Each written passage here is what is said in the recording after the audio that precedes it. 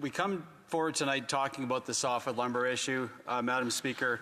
It's been an issue that I've been very close to most of my life. My job out of high school really was working at the local pulp mill and construction in Taylor, BC.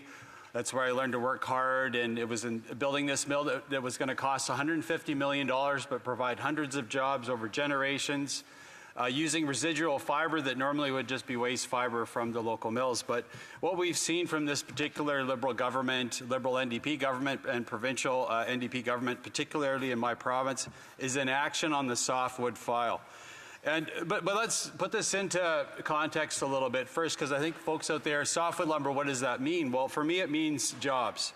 I've already said that I've worked in the softwood sector, working on one of the mills. My kids have all worked, whether for a logging company, working on trucks, or working at an OSB mill, or, we're all very familiar with the forest sector. But from CBC, January 11th, 2023, we expect about 300 jobs in Prince George will be lost across Canfor Pulp Organization with the shutdown of the pulp line at PG Pulp and Paper Mill. This includes staff and hourly positions, a spokesperson for the company said in an emailed statement. CBC, January 25th, 2023. In an email to CBC News, Canfor said its plants in Chetwynd, so this is a different mill, Mr. Speaker, two different mills actually, all in my riding. CBC News, Canfor said its plants in Chetwynd employs 157 people, adding that where possible, employees will be prioritized for hiring and redeployment to other Canfor locations. And this is after it was announced that it would shutter that particular mill, a mill that was absolutely the backbone of Chetwynd. I recently talked to one of the councillors, former councillors in Chetwynd, and the parent has to go work in northern Alberta now because there's no longer a mill for her dad to work at. This is in Houston, BC, slightly out of my riding. It is said too early that the project planning has to fully understand how many of the 333 employees who work at the facility will be laid off. From Energetic City, September 2022. In May, the company stated, and this is about Fiberco, this is the mill that I worked at growing up, stated that the curtailment would most likely stay in place until the end of the fall. At this time, Ward had confirmed that around 80 employees had been affected, saying the company sincerely regrets its impact, and another 20 jobs would be lost. But it all comes around the inaction on the softwood lumber file. I was criticizing the Minister Ng, for her lack of inaction. I would ask her regularly about, Mr. Speaker, ask her regularly when she was meeting with her partner, trading partner, our trading partner, Catherine Tai on the U.S. side, was she actually negotiating the softwood lumber agreement? I would constantly get no answer back. Well, we know in this place when they're not answering, that probably means it's not being discussed. But this is from 2021, Washington, May 16th. It said, but Tai told U.S. senators that despite higher prices, the fundamental dispute remains, and there have been no talks on a new lumber quota arrangement. No talks, none. Get this. This is Catherine Tai. In order to have an agreement and in order to have a negotiation, you need to have a partner. And thus far, the Canadians have not expressed interest in engaging, Tai said.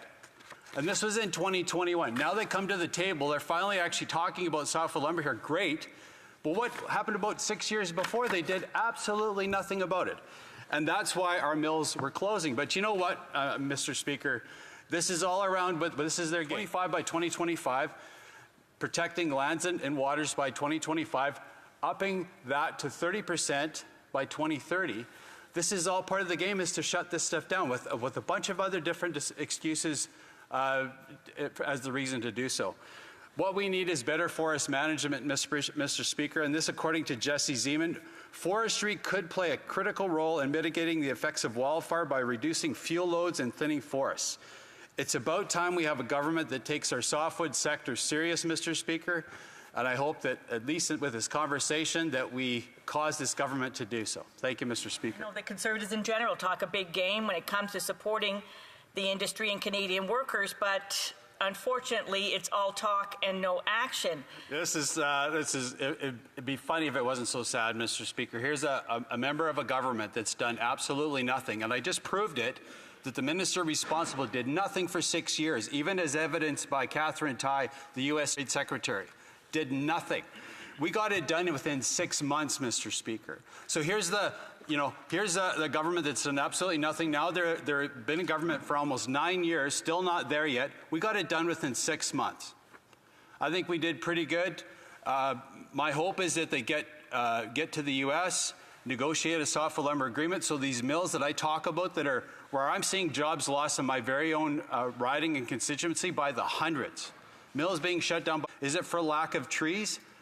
I fly over our forests twice a week, and there's lots of trees in British Columbia. We just need to make sure that they have a reason to go and log. Thank you, Mr. Speaker. For them access to equity to get through the crisis that we're facing. Well, I can't speak to what the Block's plan is for equity and for the forest sector, but you know, when I had my job as a 19-year-old working on a construction site where it was building a pulp mill, they didn't need the equity. They went and got it because there was a good business case for developing, whether it's a lumber mill or the residual fibers that would be used from a lumber mill for fiber, for making paper and other products. It wasn't necessary. We had a great flourishing forest sector, especially after we had our softwood lumber dispute settled in 2006. So I think we need to get back to that, where we actually have a government that cares about our softwood sector, cares about our forests, that actually wants to better manage our forests. But what I can see from what the Environment Minister and Fisheries and Oceans Minister, it's all about shutting it down.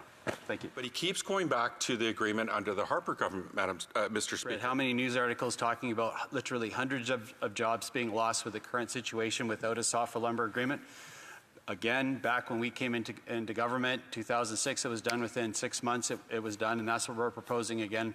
And we will get it done again, and we will bring it home. Thank you.